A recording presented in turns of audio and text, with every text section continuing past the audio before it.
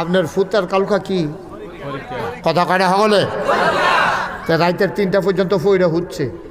তা আপনি জিজ্ঞেসেন হুজুর তে ফজরের নামাজের সময় তারা ডাক দিতাম 3টার সময় হচ্ছে, ফজরের টাইমে ডাক দিলে তার কি কাঁচা ঘুমটা? হ্যাঁ, মাত্র 3টায় হচ্ছে, 5টায় আজান 5:30 আজান দিয়ে এলেছে, তো কেমনে এই টাইমে উঠবো কেমনে? এর লেগে তারা ডাক দিছি না। আমি কই মাশাআল্লাহ, এটা তো মায়া, এটা তো মনে তো মায়া থাকবোই। তোমার ফুতে 3টার সময় হচ্ছে, 5:30 ডাক দিয়ে কেমনে 2-2.5 ঘন্টা ঘুমাইয়া কাঁচা ঘুম না তারে ডাক দেওয়াটা ঠিক হইতো না, এই বুঝ কইরা তুমি তারে ডাক দিছ না। এবার আমি জিজ্ঞেসলাম গো আম্মা আপনি মাত্র 3টা নকর 4টায় হচ্ছে, হুতনের পরে 5টার দিকে ঘর আগুন লাগছে, কি লাগছে? তা আপনি ডাক দিয়ে না, কাঁচা ঘুম তো,